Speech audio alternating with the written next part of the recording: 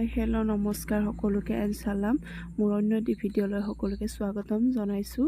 আৰু আজি ৰাতিপুৱা ভিডিঅ'টো আৰম্ভ কৰি দিছোঁ, কিয়নো ৰাতিপুৱাই যাবলৈ ওলাইছোঁ ঘৰলৈ।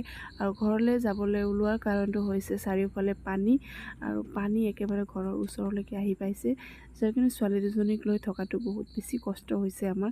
আৰু সেইটো কাৰণে আমি দুজনে আলোচনা কৰি ঘৰলৈ যাবলৈ ওলালোঁ ৰাতিপুৱাই, যিহেতু আমাক ৰাতিপুৱা ঘৰলৈ থৈ আকৌ এখেতে ডিউটি লৈ বুলি ওলাব। সেইকাৰণে অকণমান সোনকালে বহুত জলদি কাম চাম শেষ কৰি ঘৰৰ বস্তু পানী সামৰি লৈ থৈ এনেকৈ ওলাইছোঁ। আৰু এই পানীৰ মাজেৰে আমি এতিয়া গৈ আছোঁ, দেখিছেনে কিমান বেছি পানী হৈছে। আৰু এনেকৈ ৰাস্তাত পানীখিনি য'ৰলৈকে পানী বেছি আছে তালৈকে নাওলৈকে আহিলোঁ।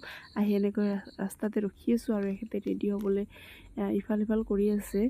আৰু দুইজনীয়ে বাপেকৰ পিছে দৌৰাদৌৰি কৰি আছে। আৰু দেখিছে চাৰিওফালৰ পৰিৱেশটো একেবাৰে পানী ইমান বেছি যে মেটেকাবিলাক ওপৰলৈ ভাহি আহিছে। আৰু ৰাস্তাত মই ৰখি থাকোঁতে চকুত পৰিল পটককৈ এই গছজোপা, ফুলৰ গছজোপা ইমান ধুনীয়া লাগিছে। মানে মই চাই থাকি শেষত ভিডিঅ' এটা কৰিবলৈ বাধ্য হৈ গ'লোঁ। আৰু হাতেৰে এবাৰ নোচোৱাকৈ থাকিব নোৱাৰিলোঁ, সেয়ে চুই দিলোঁ এবাৰ হাতেৰে, মনে এবাৰ ভিডিঅ'টো বনাই ল'লোঁ আৰু চুইও দিলোঁ এবাৰ। আৰু এনেকৈ আমি ৰাস্তাতে ৰৈ আছোঁ, যিহেতু এখেতে ৰেডি হৈ আছে, কাপোৰ চেঞ্জ কৰি আছে। আৰু দুইজনীয়ে মানে মই লক্ষ্য কৰিছোঁ যে দুজনীয়ে মানে কোনে আগত বহিব সেইটো লৈ মানে দুইজনীৰ মাজত মানে কথা বতৰা চলি আছিলে। আৰু সদায় সিহঁতৰ মাজত এইটো কথা লৈ লাগে। আৰু এই দেখিছে কিমান টালি টোপোলা লৈ ওলাইছোঁ একেবাৰে যাবলৈ, যিহেতু কেইদিনমান থাকিব লাগিব, কম পানী নুশুকোৱালৈ আহিব নোৱাৰিম। সেয়েহে অকণমান ডাঙৰকৈ কাপোৰ কানি বেছিকৈ অকণমান ভৰাই লৈ যাবলৈ ওলাইছোঁ। আৰু দুইজনী এনেকৈ চুটুং পটংকৈ ঘূৰি ফুৰিছে, যিহেতু সিহঁতৰ ফূৰ্তি লাগিছে, গাড়ীত উঠি ফুৰিব যাব পাৰিব। আৰু দুইজনীয়ে এই বেগ দুটা এখেতে কলকাতাৰ পৰা আনি দিছিলে, আৰু দুইজনী ক'ৰবালৈ যাব ওলালে বেগ দুটা হাতত নোলোৱাকৈ নহয়।